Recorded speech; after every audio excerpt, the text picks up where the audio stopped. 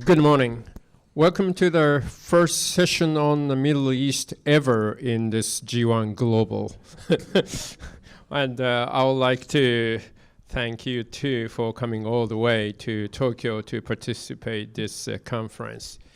Dr. Bassem Awadallah was planning minister and finance minister in Jordanian government.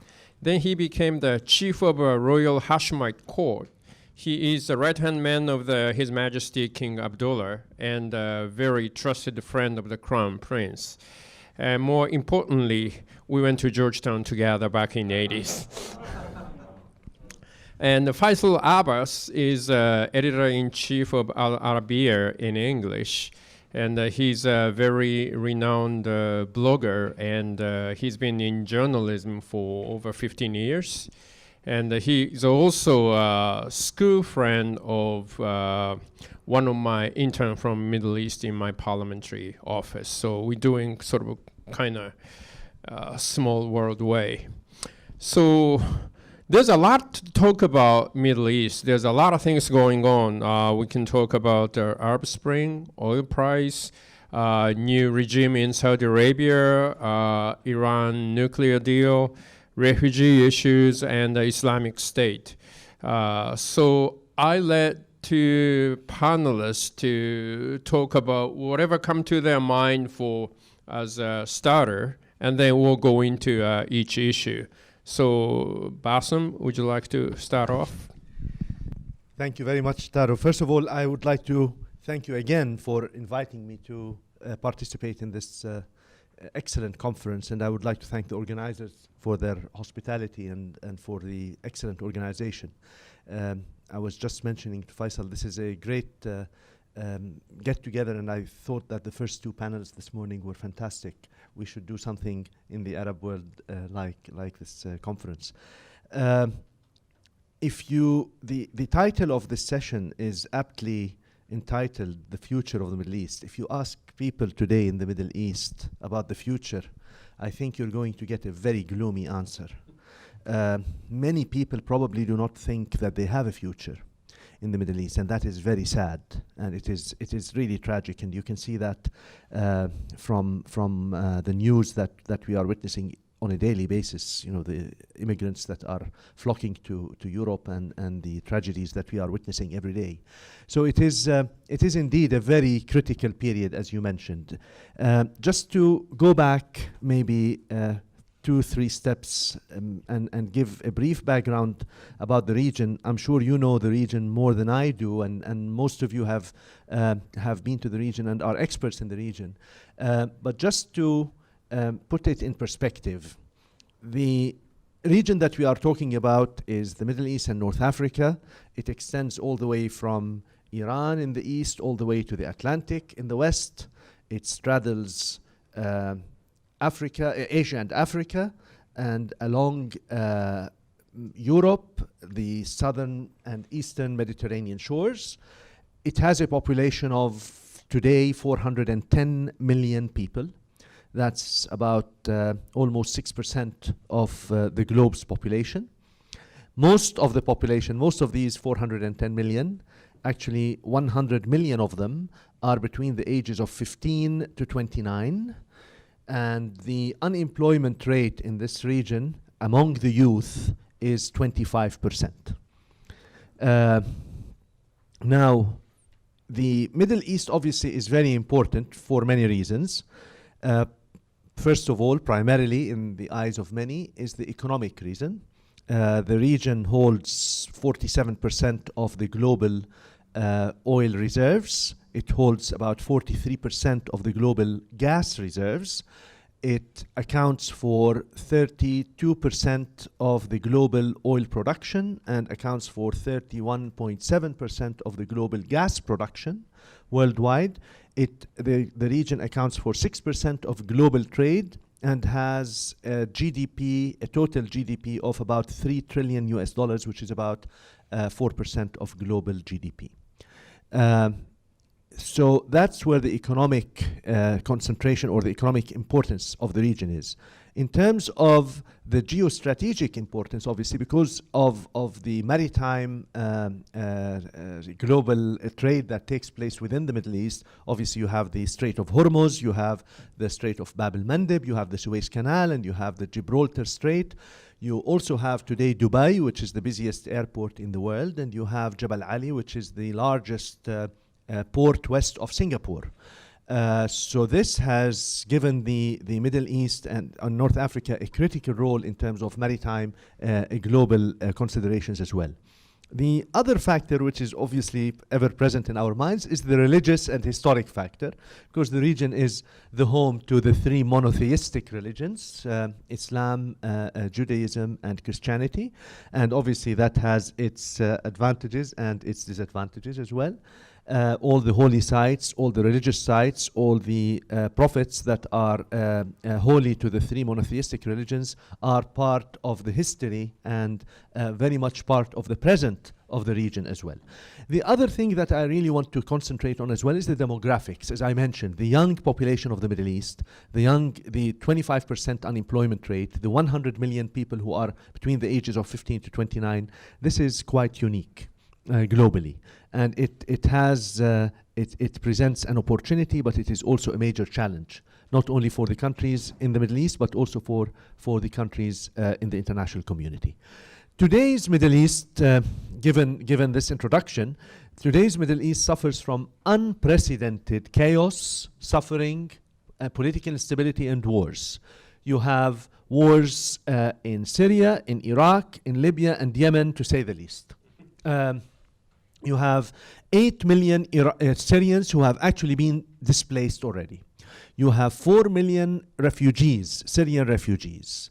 And you have more than 6 million Syrians who are actually living in absolute poverty today. This is the result of a war, a civil war that started with the Arab Spring, demonstrations against the regime in 2011 against Bashar al-Assad, and have morphed into a civil war, a full-fledged civil war that has many dimensions, whether it is Shiite, Sunni, or whether it is a proxy war that is taking place between regional powers, or whether it is another proxy war that is taking place at the international level between the United States and Russia and other parties in the region as well. In Yemen, you also have at least 1 million people who have been displaced. In Iraq, you have more than 4 million people who have been displaced since 2003. And in Libya, you have more than 500,000 people who have been displaced internally since the start of the Libyan crisis as well. So that in itself has a huge political and humanitarian impact, not only on the region, but beyond the region, and we will come back to that. The other issue that is taking place in the Middle East, and nobody mentions that anymore, or very few people actually pay attention to it, is the continuing problem between the Palestinians and the Israelis. And that is a simmering issue that continues to haunt all of us in the Middle East and beyond. And obviously, when you think about the plight of the Gaza population, of the Palestinians in Gaza, more than 1.9 million people who are living in absolute distress and who are living within a big prison, beyond the Hamas-Israeli politics, well, let's talk about the humanitarian issue. There is a real humanitarian issue in Gaza that continues to plague the Palestinian dimension. The third issue, of course, is what is taking place in Egypt and other countries in the Middle East and North Africa. And there you also have the terrorist threats and what is going on there. And the fourth issue is the economic issue. When you speak about the Middle East as a region, in terms of human development, it lags behind. Just to give you the statistics, between the years 1980 and today, 2015, the population of the Middle East grew from 150 million people to 410 million people. That's between 1980 and today. At the same time, during the same period, the economy, the per capita per income, GDP per capita grew by 6.4% during that period, which means that it grew almost 0.5% annually. This is a rate which is a miserable rate. 198 countries out of 217 countries did better than that. So when you speak about the lagging of the human development scale, when you speak about poverty levels, when you speak about unemployment, when you speak about the labor structure, the participation of women in the labor market, even the participation of males in the labor market, when you speak about FDI, all of these factors, all of these figures, the Middle East and North Africa, they lag behind other regions of the world. And that is maybe one of the major reasons why you had the Arab Spring start in Tunisia with an economic aspect to it and a social aspect to it rather than a political aspect to it. So obviously, when you speak about all this situation and the critical situation that is taking place right now, the state system in the Middle East has collapsed as a result of all of these factors put together. The accumulation of all these historical factors together with the social and political impacts have led to what we refer to as the Arab Spring. Many people think about it as the Arab winter and the Arab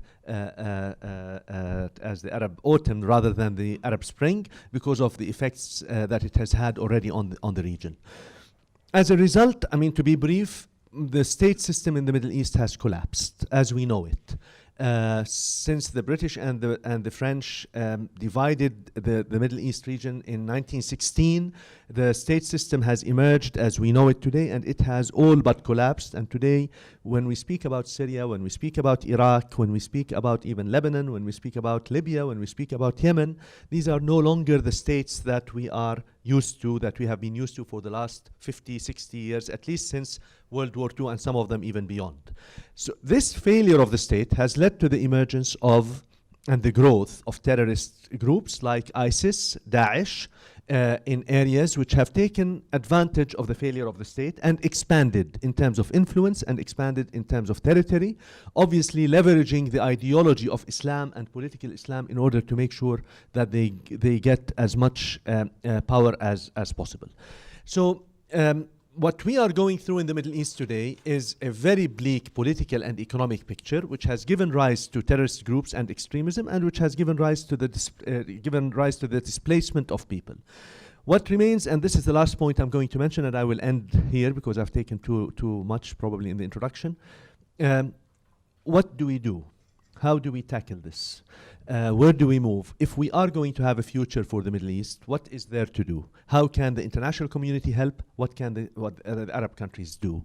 I think the international community needs to support the state system because what we see today is the fragmentation of the state system, allowing these extremist groups to take advantage of this destructive chaos that is taking place and allowing them to become much more exclusive to actually support the fight and the struggle between civilizations and to make sure that the diversity in the Middle East as we've known it is no longer. And minorities, Christians and others are being moved out, are being pushed out of the Middle East, and this is a very dangerous threat to the way that we exist. And I think this is something that the international community needs to stop, and stop immediately through international concerted action. In my opinion, the fight against ISIS has not started yet, and the international community has not been really serious about Daesh and about fighting ISIS. It is high time for the international community to take action against ISIS and to start seeing it as the real existential threat that it is, not only for us, but for everybody around the globe. Last point I would like to mention is the fact that is a question. How do we tackle the underlying causes of our own mediocrity as Arabs through real change that can be brought about through solid citizenship, productive economies, and stable statehood is really the question that needs to be answered. This is the riddle that has defied 3 generations of Arabs already and continues to defy us until this very day. It is high time that we address these underlying causes of our mediocrity, because otherwise there really will not be a future for the Middle East. Thank you. Thank you. So, Faisal? Thank you. Thank you very much, Tarusan. Actually, I should not thank you. You're putting me under a lot of pressure. First, we say this is the first time the Middle East has been discussed in this forum, which is enough pressure. The other pressure is speaking after this fantastic gentleman, Dr. Bassem, who's kind of left me nothing to do, nothing to say. Tarusan, you wanted us to talk about oil prices, ISIS, Saudi, Iran, Okay. refugees. And we have. I hope you guys will have the whole day because this is it's gonna take a while. But actually, it's very important, and I share Dr. Bassem's enthusiasm and thanks for inviting us to come and sit with this sophisticated audience, and hopefully you come out with maybe a different or a better understanding of what's going on in the region. It's a very complicated region. Given that Dr. Awadallah has kind of been very generous with the background information, allow me, as this is a business school, to borrow from the 7 habits and start with the end in mind. So what does Japan have to do with all of this? What the theme for today is from Japan passing to Japan rushing. Does this apply to the Middle East? Let me cut through the chase and say no.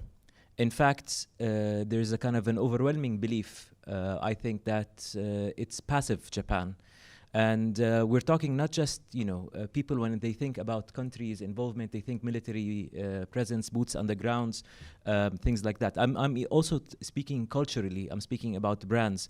I was having dinner with Taro-san last night, and I was telling him about the era when I grew up in the region, and Japan was a major thing. I grew up always wanting to come to Japan, and there were things, cultural aspects about being Japanese.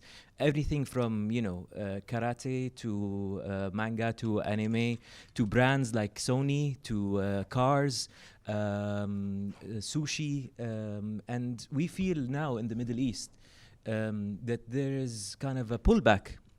People no longer talk about the Japanese culture.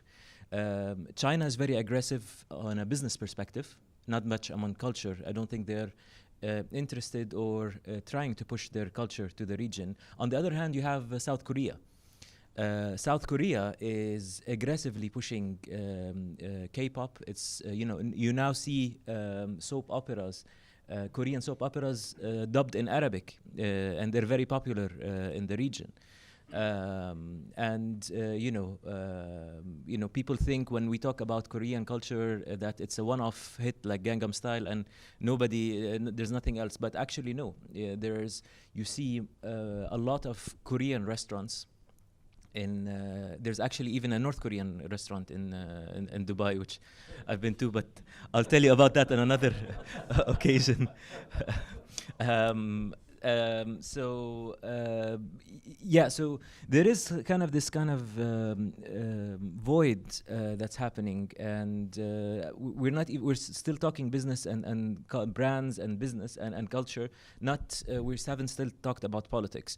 I think political involvement is much more than saying I'm gonna donate $2.5 billion or a few $100 million to a certain cause, etc. It's very great. Most Middle Eastern countries will be very grateful, etc. But unless you don't want to see this cash being burnt, because people like ISIS are very talented at burning things. So they will burn. This money will be burnt if there's no engagement, if there's no involvement, and the topic of ISIS is absolutely very important, and I'm aware of the kind of unfortunate, painful incident of the 2 Japanese hostages, and I'm delighted that Dr. Awadallah is here to tell you more about the Jordanian pilot, Mu'adh al-Kasasbi, who was also burned in a dramatic way, and the video has been shared. And, this is just to kind of emphasize that ISIS, can be an international problem, but as Dr. Awadallah said, it's our problem first and foremost. And we all need to stand together to solve this thing. So, but isn't it easier for a country to say, well, why should we be involved? It's half a world away from us. It's unlikely that we will see, ISIS kind of groups emerging here in Japan. Maybe not, but mostly unlikely. And you know what? It's a headache, and let's just stay away. Well, I don't know how accurate this will be or not, because it only takes one crazy person to do something nasty, and then he or she will attract other people to create similar situations. But it's really a matter of importance because of what Professor Simon Arnold, who is the founder of the Nation Brand Index, defines as a good country. According to Simon Arnold, a good country is a country that takes actions that are not just in its own interest, but it's in the interest of the interest of the world. So any decision you make has to have kind of two sides to it. Because any country can say, I will go invade another country, or I will go do this with another country, or go take this resource because it's good for my interests, it's good for my people. But what about the rest of the world? So Japan, as I got to know it and I got to read about it, is a country we all look and aspire to, and we all have tremendous respect for, and we believe is a good country. So, like Taro-san said in the earlier session, if you were there, if Japan is not involved, if the US is not involved, who are we leaving the void to? What you don't want is the likes of Iran, the likes of Russia, the likes of North Korea coming to fill in this void, because the void is going to be filled. Somebody's going to want to benefit from the situation. And I hate to speak in kind of absolute terms like good guys and bad guys, but if the good guys are not going to be there, then the bad guys are going to come in. So we spoke a little bit about ISIS, and I agree with Dr. Awadallah that it's about time the international community did something. And by doing something, it's certainly not just bombing them from the air and making the situation worse. Because what happens is when you bomb them, as we all know, missiles from drones or from F-16s do not distinguish between innocent people and real terrorists. And by killing innocent people, you're just giving the terrorists more fuel for their fire, and they'll see, the whole world is evil, we are doing the right thing. So it will take really an engagement on all sorts of levels. And I know this is easier said than done, and I can be, the journalist sitting here and preaching about how imperfect the world is and what everybody needs to do. But, I'm talking first and foremost as a citizen from this region, rather than somebody who's here to profess. People seem to forget why ISIS has been created. ISIS has been created to fill a void, to appeal to a number of people who have been subjected to tyranny, whether it's in Syria at the hands of Bashar al-Assad. Now, whether or not they're really helping those people or making the situation worse is a different thing, and we, of course, disagree with their means. And you had an opportunity in Iraq to create a model state for the region. Again, whether or not the US and the coalition invasion was a good thing or a bad thing or a right thing or a wrong thing. But you had a model, and it was ruined by one person who was called Noor al-Maliki, who got his two terms and wanted to extend another term, and then ended up excluding the Sunni communities. So he did exact reverse almost of what Saddam Hussein did. Except Saddam Hussein, I heard from Iraqis, Iraqis tell me that Saddam Hussein was better than Noor al-Maliki because Saddam Hussein hated everybody and was not fair to everybody. Noor al-Maliki was not fair to the Sunnis in Iraq. He secluded them. And then when Al-Qaeda came in 2007, 2008 and tried to appeal to the Sunnis, the Americans and the Iraqi government went and talked to the Sunnis and promised them a seat at the table if they fought Al-Qaeda, and the development of what's called as-Sahwat, or the awakenings, happened to stop Al-Qaeda. Guess what? When Al-Qaeda was stopped, Noor al-Maliki turned his back on the Sunnis. And then there was a strategic mistake. Again, right or wrong, the American invasion, Saddam was a bad guy, we know that. But the strategic mistake was the dissolvement of the Ba'ath party, of the army in Iraq. As Dr. Awadallah was saying earlier, it's very important to understand what the international community needs to do. And we, whether we like the monarchies or the remaining states in the region or not, it's very important to retain what we have left, because otherwise it's going to be complete chaos. You only have to look at Iraq and see what happened there. Again, it's very easy now to sit here and look back and say, well, if the Americans only removed Saddam but kept the system, then Iraq would still be intact. The army was still there. But the other effect of this problem was that you had generals, and we all know how military people have a lot of pride. Imagine, you have 3 or 4 stars and stripes on your shoulder. You have a good salary, you have respect, and then suddenly you're sent home. You cannot even put bread on the table for your children, and you're in a country that produces oil, but your area, because you're from a particular sect, does not get electricity or running water or whatsoever, just because of a racist sectarian reason. So it was these kind of circumstances that make ISIS emerge as a good thing. Now, as a solution for these people, because when you're desperate, you will sleep with the devil. We come to the kind of atrocity, which is what's happening in Syria. And we also the kind of images, the kind of heartbreaking images of the children being thrown at the side of the sea, who are trying to swim to safety. This brings us to a very important point, which is, why is the situation in Syria continuing? And how come we couldn't stop it? Well, it's a very, very simple question. You have, again, for all the right reasons. You got 1 more minute. Okay, I'll be very quickly. I'll just speak very quickly. When a world superpower says that using chemical weapons against your own people is a red line, and then you order your military to be on standby and then don't do anything, you're just encouraging more people to do bad things, and you're also making it simpler for ISIS to come and say, well, see, nobody's going to come to your rescue. And then, I'm of course talking about the United States, then you become suddenly the best friends with the biggest supporter of the Syrian regime and the biggest supporter.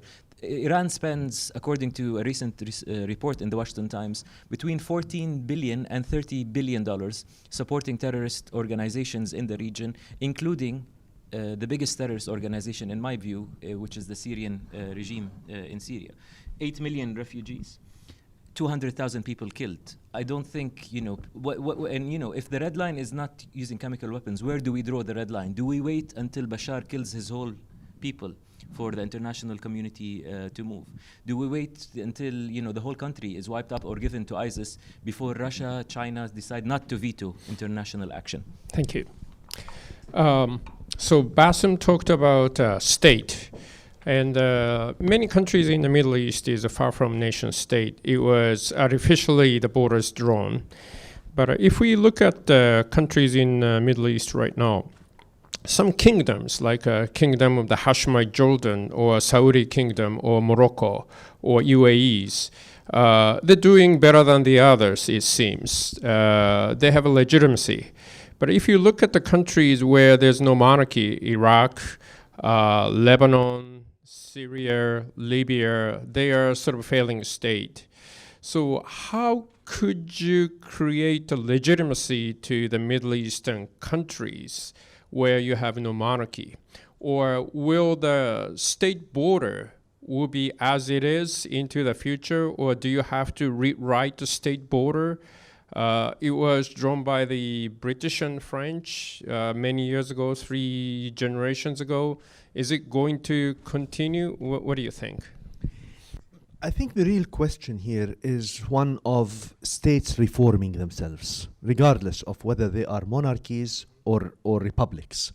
In the case of monarchies, we have seen that in the recent past, the monarchies have been much more able to reform, particularly in the case of Morocco and Jordan. And I think they are, because kings are worried about their crown princes, and they really want to make sure that the country they are going to leave for the one who is going to inherit and who is going to come is going to be a viable country. Whereas somebody who comes as a result of a military coup and becomes a president of a country does not really care, après moi le déluge, he doesn't really care what happens afterwards, because they know that at the end of the day it's going to be a zero-sum game. But regardless of the differences between monarchies and republics, because for so many years in the 50s and the 60s there was what was referred to as the Arab Cold War, when Nasser was in Egypt and he was supporting many of the republics and against the monarchies. I think the question with the demographics that we talked about, the young people in the Middle East who really seek opportunity, who want a meaningful, productive life, who want to have opportunity and who want to have equal opportunity and who want to have meritocracy. I think people aspire for good governance. People want to know that there is rule of law that applies to all. People need to know that their governments are not corrupt and are actually working for their benefit. People need to know that they will get the right kind of education for their children, they will get the right kind of health services, they will get the right kind of daily chores and their daily lives will be actually satisfied. This is what people are most interested in. Obviously, that does not mean that they are not interested in democratic values and they don't want to have elections and they don't want to participate politically. That too. But sometimes our American friends rush into thinking that, like in Iraq, that the basic thing is to have an election law and for people to go and vote regardless of the actual infrastructure for democracy and for good governance, whether it exists or doesn't exist. Remember that all of these regimes, all of the countries in the Arab world, have really been dictators for so many years, supported by the international community, primarily by the United States and the West. For so many years, democracy was sacrificed for the sake of stability in all these countries, and this is what we result in. We result in the fact that there are young people who are aspiring for their rights and therefore find a solution or an alternative in people like Daesh or ISIS, people like the Muslim Brotherhood movement in Egypt and in other cases. So the real answer to your question, Taro, is countries have to accept reforms. People need to understand that they need to reform their political systems, their economic systems, slowly but surely. Reform has to happen indigenously. It is not a recipe that is written in Washington and applied. We have seen the example of Iraq. It hasn't worked. People need to actually go through a process. People need to work out what is good for them. You can't come today to Saudi Arabia and say we want women to drive, because that's what people in Washington think that women in Saudi Arabia should do.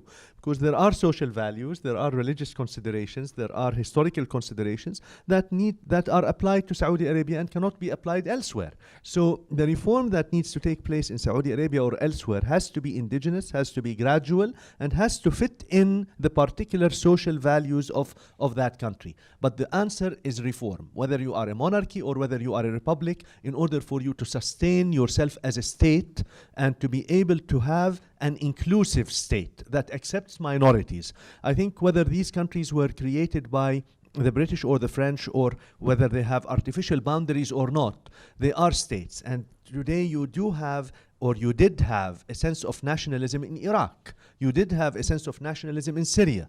You do have, despite all the different difficulties and the problems in Lebanon, but you do have a sense of nationality in Lebanon as well.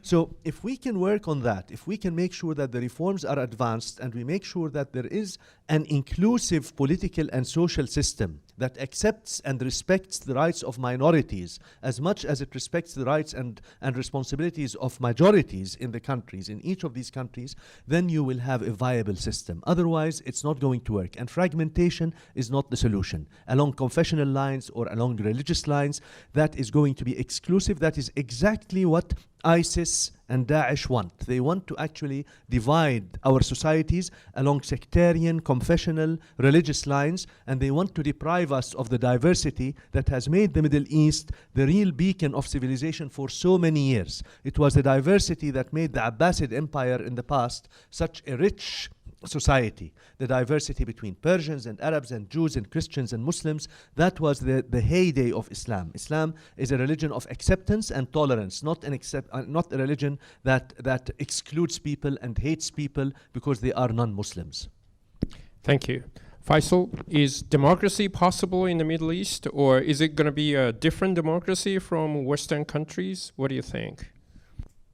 I think, if you look at, how different countries, Japan versus the United Kingdom versus the United States, each country applies democracy in a different manner. But let's just be straight. What's happening in the Middle East isn't a referendum whereby people who live in a certain piece of land say, well, we're gonna call this state ISIS. These people are using weapons, they're using tanks, and they are taking people's homes, raping people's wives, enslaving children. And I don't think in any stretch of the definition we can call that democracy. So we only have to look at the kind of bigger picture of the fragmentation to see that we will have a recipe for disaster if ISIS do, and I kind of hesitate to say, but technically when you have a country where a piece of land with so far borders, they are buying weapons and selling oil, and they producing their own currency, then they're not short of really becoming a real state, as much as we hate to kind of admit that. But imagine an extreme Sunni state, and then possibly if the situation continues this way in Syria, you will have an Alawite state with Assad controlling, because he's not one gonna go anywhere, and he will say controlling part of Syria is better than nothing. And then perhaps a Druze country in the Mount of Lebanon, and then Israel can say, well, how can, if everybody's having their own country, then Israel will definitely be a Jewish country. And suddenly you'll be in a situation where you're no longer defined by borders or ethnicity or language. You're suddenly defined by what your religion is. And having people in one area with kind of those kind of borders is a recipe for disaster. Thank you. Now the Europe is calling for a refugee crisis, and they are tackling these refugee issues, and there's a debate between Germany and Hungary and many countries in Europe are trying to tackle these issues. But there are many refugees in Jordan coming from Syria. And instead of helping refugees in Jordan, they are trying to close the border in Europe. And if they invested in Jordanian situation month before, they probably didn't have to face this crisis. What should international society need to do to stop refugees coming to Europe, or just losing their lives in a small boat? First of all, to work very hard to find a political solution to the Syrian conflict. The Syrian conflict has gone for far too long, for 4 years right now. I think people should stop using Syrian women and children, innocent lives, as pawns in a proxy war. I don't care who the proxy war is between, whether it is between Iran and Saudi Arabia, or between Sunnis and Shiites, or between the Turks and others, and let people fight their wars elsewhere. But it's enough. I think enough bloodshed has been spilt. Whether Bashar al-Assad is a dictator or not, he is actually a murderer, because he has the blood of 300,000 people on his hands. So he is a murderer.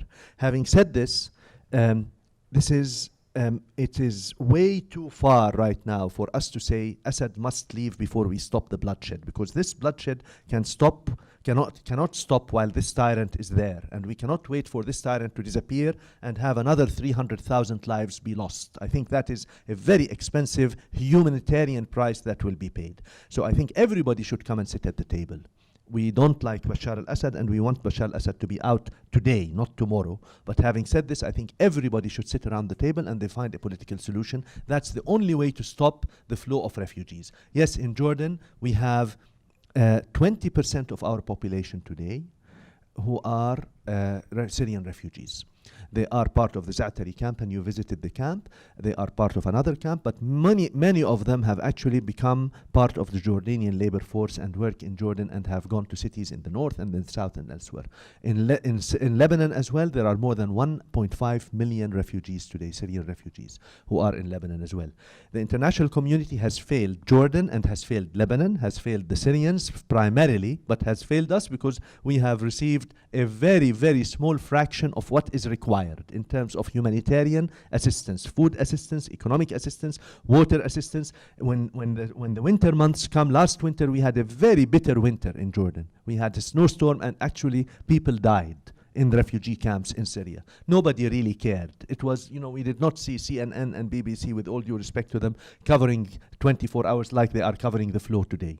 Just because Turkey decided that it wants to open the doors and the gates for these refugees and for them to flood into Hungary and Austria and Germany for their own political considerations, for their own Kurdish considerations, all of a sudden we have this huge media attention, with all respect to the media, but the media is focusing the attention today on Europe, and the issue has become a very important and a clear present danger. And people today, the foreign minister of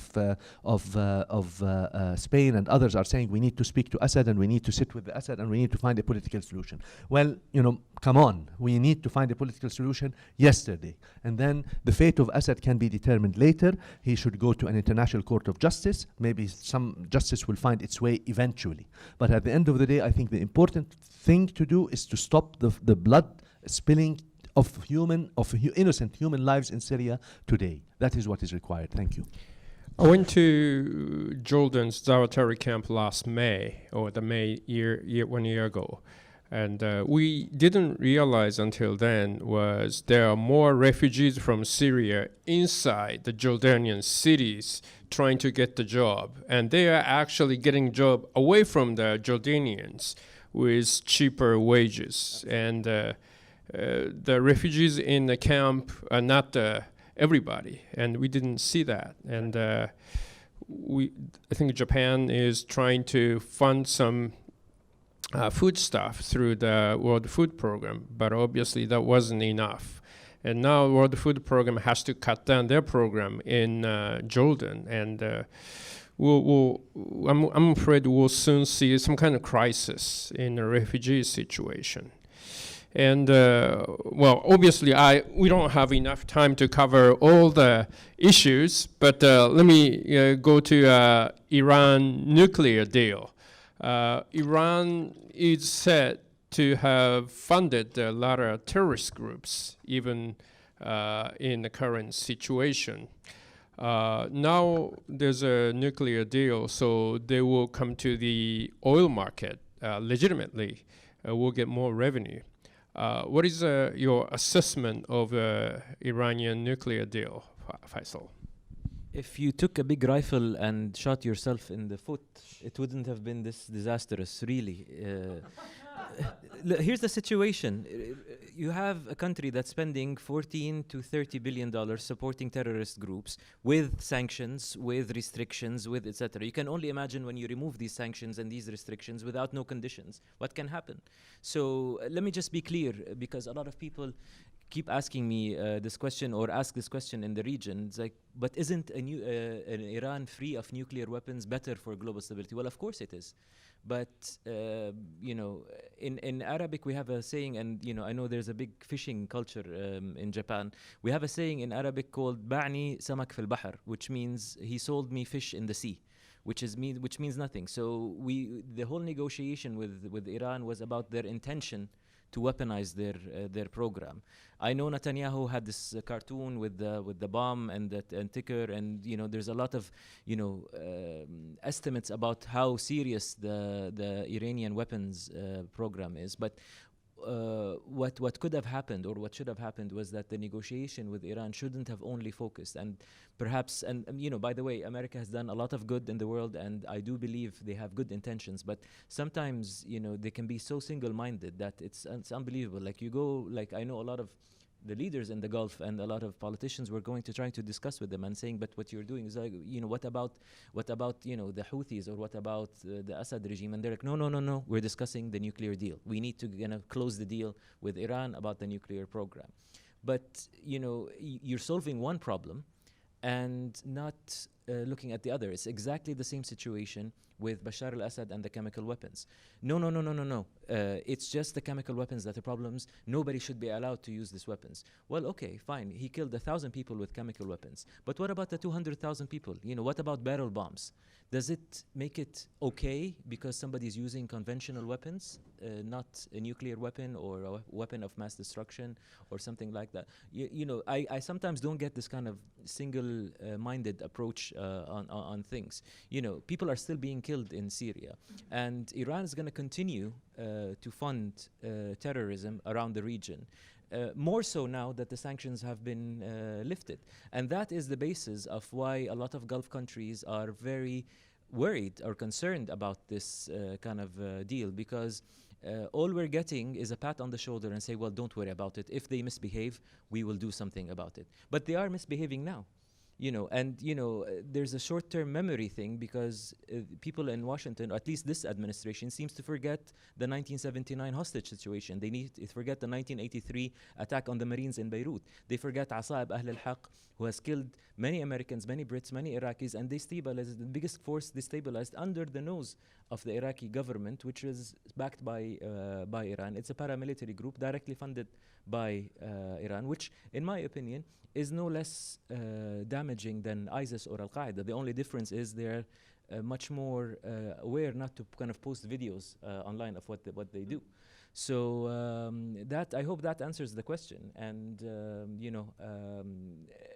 we are entering, since we're discussing the future about the region, we are entering really a turning point in the history of this part of the world, because as much damage as Iran was doing, it was a bit contained with the restrictions and sanctions that were there. Now, really, everybody is really worried about what the future will hold. Well, maybe because I'm Japanese, I was really worried about Iran's nuclear program. That would be going against non-proliferation. I mean, now India and Pakistan have a nuclear weapons, and it's getting out of control. And if Iran has nuclear weapons, I mean, NPT will probably be killed, and we don't know what's going to happen after. So I was a bit happy when I heard the U.S. is pushing for the nuclear deal with Iran, and the U.S. Congress or U.S. Senate will not be able to, vote it down. But I guess it may be different view from Middle East.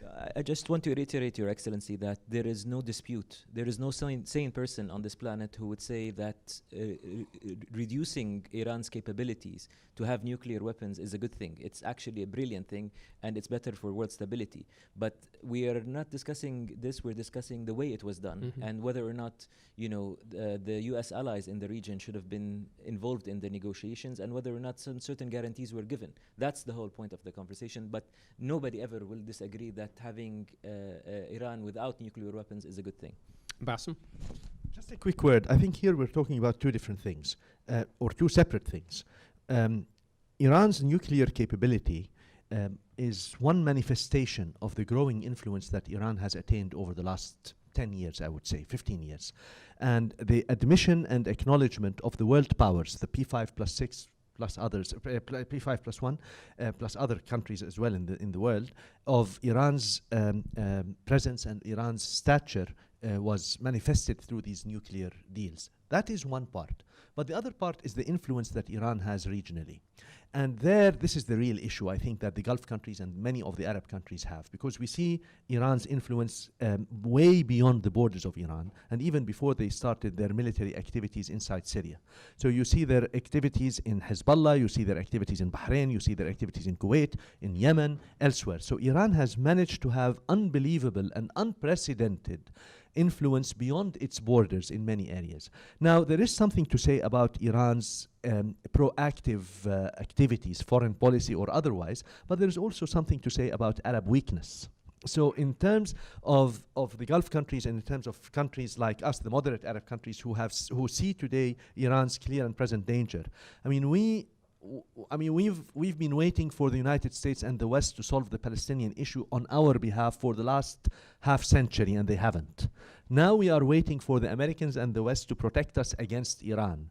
Okay, what about us? Why don't we actually get our act together? Why don't we get out of our coma? Why don't we deal with these underlying causes of our own weakness and mediocrity and be able to exert the same kind of influence and have this kind of deterrence? We were talking downstairs about deterrence between Japan and between China and between the other countries here and China. This is the same thing that applies there. Unless we actually have a deterrent power and we do have influence, we are not going to be waiting for the Americans or the West, because the West and the Americans today are interested in oil and gas and trade and investment opportunities in Iran. And the last thing on their mind is how Iran is actually sabotaging or threatening the security and stability of Bahrain or Kuwait or Saudi Arabia.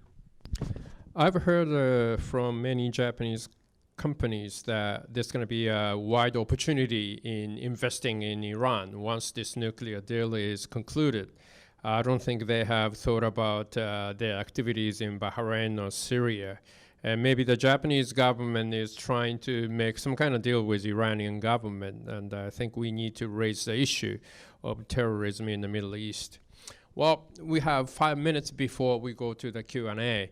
I would like to ask you a brief comment on new regime in Saudi Arabia, and then we'll start taking questions from the floor. So, Faisal, you want to go first, or? I think since there was a recent visit to Jordan, maybe we'll start from Dr. Bassem. I'm actually very excited about what's going on in Saudi Arabia, to be honest, because I think that with King Salman, King Abdullah, the late King Abdullah, was a very wise leader. And I think he was very much loved by many in the Arab world, because he was a true Bedouin, he was a very honest man, and he said it the way it was. Having said this, age has its own considerations, and biology and life takes its own course.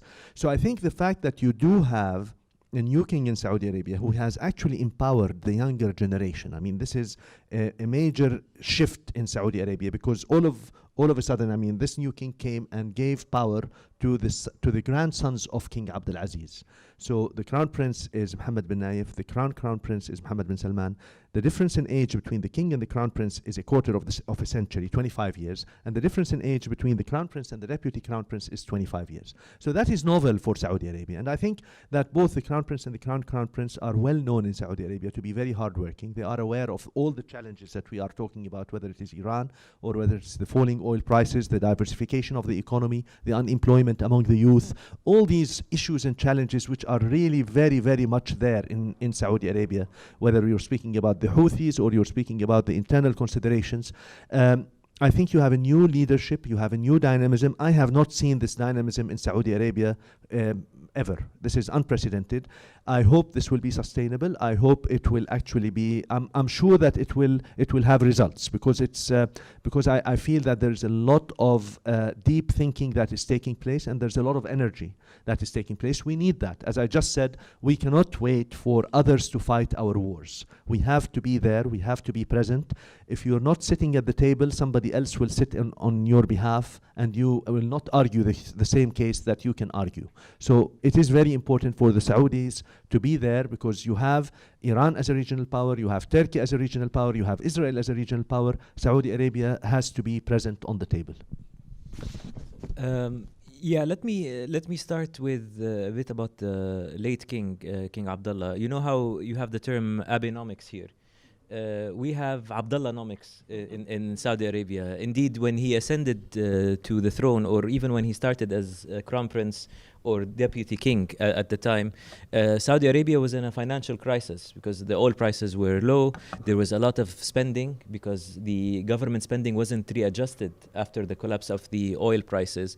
And because the late King Fahd at the time was also not in very good health, so there was a lot of things happening that shouldn't have happened. So kind of in very much like a Margaret Thatcher way, King Abdullah came and forcibly reduced government spending. He stopped a lot of the privileges that a lot of people close to the government were taking advantage of, and he wasn't very popular among the people who were beneficiaries at the time. But the result is 10 years later, Saudi Arabia managed to put aside $700 billion, which is now why the country is not really worried about the oil price, or they should still focus on diversifying the economy, etc. But let's face it, when you suddenly get the oil price dropping to less than its value, half of its value, it's much safer, or you're much more cooler when you have $700 billion put aside. So that was the legacy of King Abdullah. As Dr. Awadallah also said, he was very much liked, and he was a wise person, and he tried to avoid a lot of kind of conflicts, although he was very firm. And I have to say, under, in his reign, and I know this kind of relates also to Japan a bit, but it was really one of the. There were few times where Saudi Arabia, like under King Faisal, parted ways from the U.S. foreign policy, and they declined to toe the U.S. line. So King Faisal famously, with regards to the Palestinian issue, with King Abdullah, it was the kind of support for the Muslim Brotherhood in Egypt, and Saudi Arabia went all in. Saudi Arabia and the Emirates went all in to defy the Muslim, the American support of the Muslim support, and change the situation on the ground. They also were opposed to Iran. Now with King Salman, as I've written this in an article once, despite everything good that happened in King Abdullah's time and King Fahed's time, there was kind of a frustration in Saudi Arabia that the government is too old-thinking, old-fashioned, things don't happen quickly. And all of a sudden, you had, I wrote this in an article, that King Salman did in 10 days what usually leaders do in their first 100. And when it almost took forever to change a minister, he changed 30 ministers at the same time. So, but what I've also written is that people used to complain about the way slow things, and now they're complaining that things are happening too fast. I think what we owe this new government in Saudi Arabia is to give it the space and time to achieve the results it announces, and once it announces what it wants to achieve, and then be able to judge them. Thank you very much. Well, we have a lot more issues to cover, but we are running out of time. So let's take questions from the floor. Yes. Please identify yourself first. Thank you very much, Tatsuo Master from NUCB Graduate School. I used to be the oil analyst and watched Middle East very carefully. One issue is coming to my mind is the reported position of nuclear weapons by Israel. Many media, including CNN, report that Israel has already possessed more than 100 warheads and already deployed in some places. And it is perceived as a threat in average Arab countries. If so, why that issue is not vocal from many leaders in the region? And if there's a pressures from Arab countries and world to Israel to abandon nuclear weapons, that give good reasons for Iran not to pursue nuclear weapon system. Thank you. Thank you. The lady in the second row. Hi, Nancy Snow. I'm a writer and professor. Two media frames are dominating now regarding the world's response to the Middle East refugee crisis. One is that Japan is being singled out, including Korea, and some of the latest editorials saying that they haven't taken in refugees, and it's really painting Japan in particular in a negative light. The other media frame is that the Arab Gulf states have not responded by taking in these refugees in their own neighborhood. So I would like you all to address that. Thank you. Any other questions? Shikata-san? Nori Shikata, a Japanese diplomat. As you know, Prime Minister Abe visited the Middle Eastern region in January and announced a new kind of economic cooperation package in terms of about $2.5 billion. And he was referring to his initiative in terms of helping refugees in Palestine, solar energy in Jordan, those kind of things. At the same time, when we look at the Japanese domestic or political sentiments, Middle East is regarded, as an energy supplier, and we need to kind of change, kind of do the resetting of our public in terms of going, beyond petroleum. It's almost like rebranding of BP, and. My question is, as experts, what kind of new initiatives, new models of cooperation could be established? I guess it has to be in collaboration with Japanese companies, and or maybe educational area or health, those kind of new fields beyond petroleum. Thank you. So let's tackle these three questions first. Bassem? very quickly, I could not agree more on the nuclear, on the NPT. I mean, this is a point that's been unfortunately raised by the Arab League, but the Arab League has become a defunct institution, unfortunately, and nobody listens to them anymore. But the whole issue about the Israel nuclear arsenal has gone totally unnoticed. I mean, Mr. Netanyahu goes to the Security Council and to the General Assembly and has all his cartoons, and nobody points out to him and says, what about your nuclear arsenal? And that is really the duplicity of the international system. And this is if you allow me to say, the hypocrisy of the international system, because unfortunately nobody mentions anything about Israel. It is a very skewed world. I'm not defending Iran or their ability. I don't think the Middle East should have any nuclear weapons. I think we should have a Middle East which is free of all nuclear weapons, starting with Israel. Second point, just in terms of the refugees, yes, the Gulf countries have come under a lot of criticism. The Saudi foreign ministry issued yesterday a statement saying that they have more than 2 million Syrians, and actually they do have 2 million Syrians. When you think about the Gulf countries, not to defend them, because we have taken in Jordan much more than we can handle, but at the end of the day, the employment opportunities given in the Gulf countries for Syrians are really invaluable, because these are Syrians who actually live and work in Saudi Arabia, in the UAE and elsewhere, repatriate their money to their families. So the actual benefit that they give back to their countries is invaluable. So we cannot come here today and say, because Germany accepted 800,000, you Saudi Arabia, what have you done? The Saudis have done a lot. So just, I'm not defending anybody, but I think that is important to mention.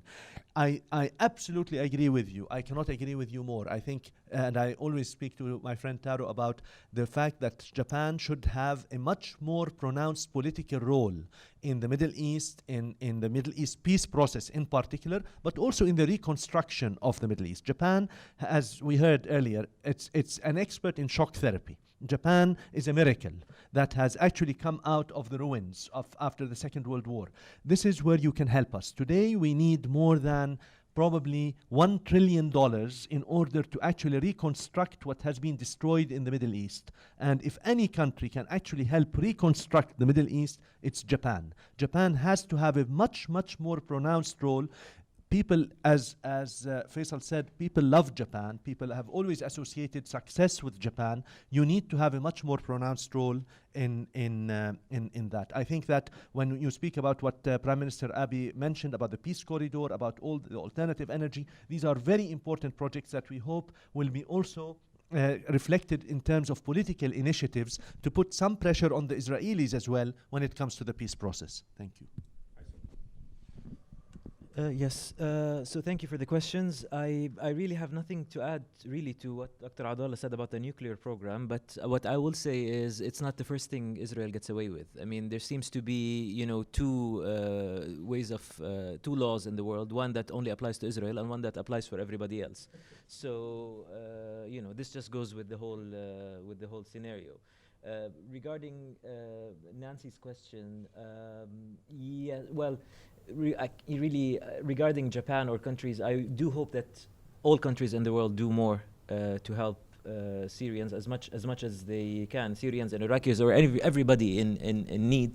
Regarding Gulf states, as Dr. Awadallah said earlier, Saudi Arabia issued a statement, which I think came a bit too late, because and this is kind of a very Arab thing that we usually wait for the fire to happen and then send out the brigade to come up with the water instead of firefighting to kind of prevention, not to kind of do something for publicity, but if you do have 2.5 million Syrians that you've accepted in the country who are working and getting free healthcare and housing, etc., then why have you waited until the criticism has mounted to kind of come back as if it's self-defense?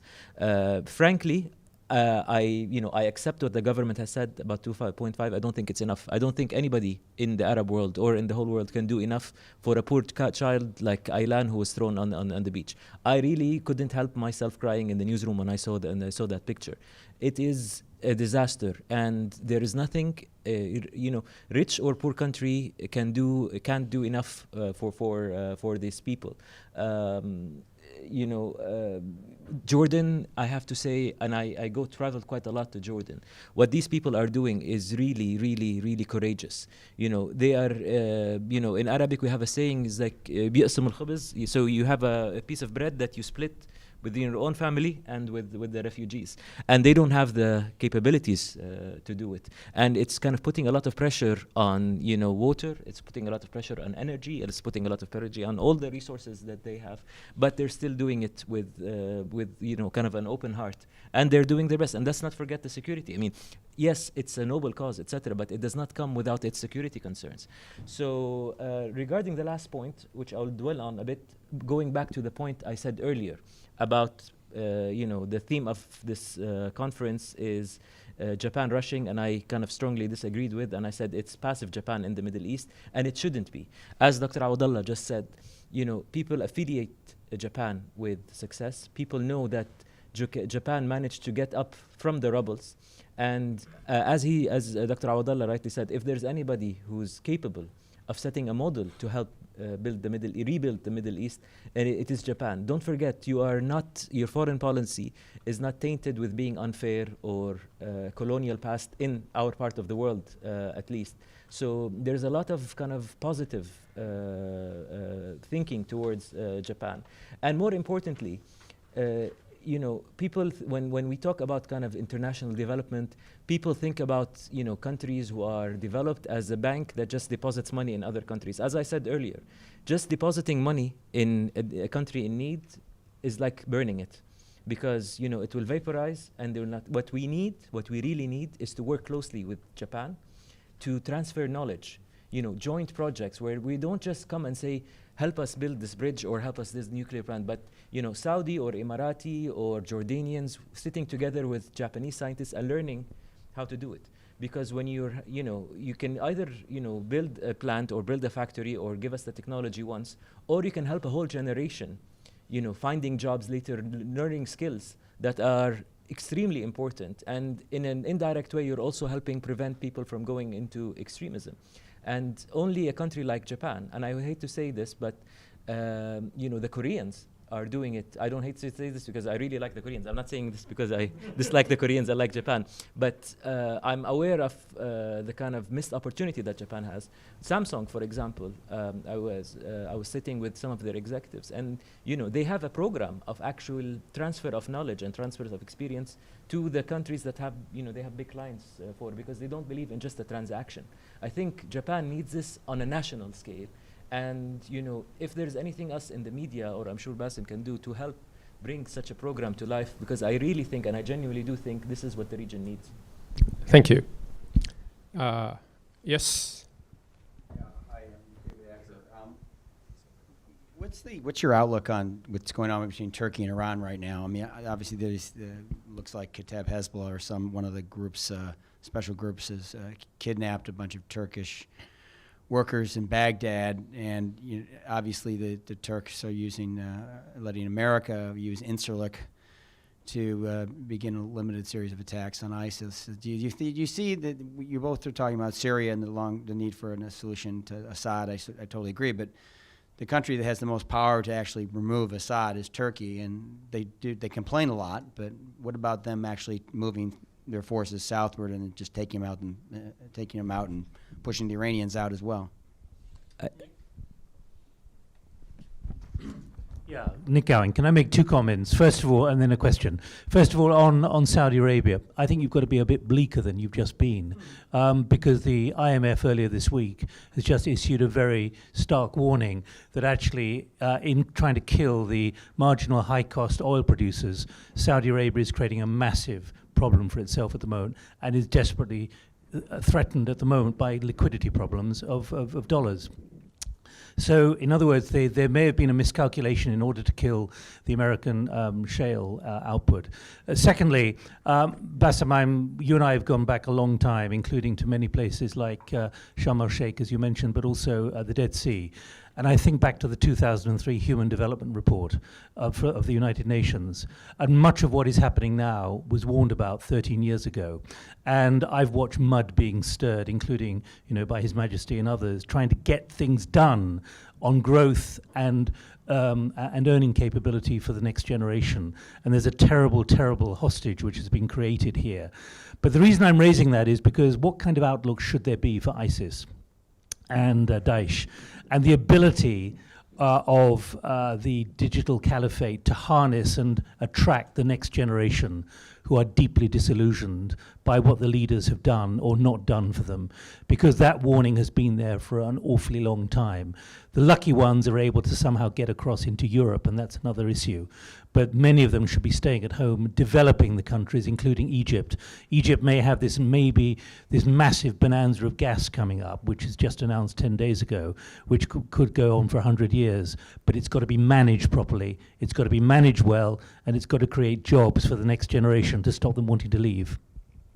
So we've got 6 minutes left. I give you 3 minutes each. Okay. Bassem? First of all, on Saudi Arabia, I agree 100%. I think the real challenge for the new leadership is going to be the economic challenge. How are they going to diversify their resources? How are they going to actually stop the depletion of their huge reserves? And how are they actually going to stop all the waste in terms of the subsidies and the different waste that you have? So the real challenge, I think, for the Saudis is not the political. As much as the political is important, I think it's the economic part. As far as Iran and Turkey are concerned, I think this is a very, very important relationship. They have a commonality of interests in terms of stopping the Kurds from getting their own independence across the region, whether it's in Syria or Iraq or in Iran. Having said this, I think today we enter not today, we've entered that for a while, the jockeying of power. Who sits at the table?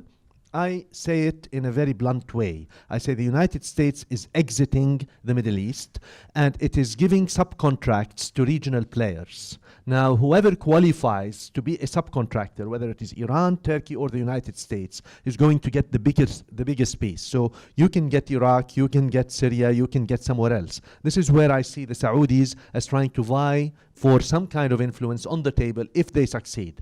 Right now, the Iranians and the Turks are jockeying for power in this sphere of influence.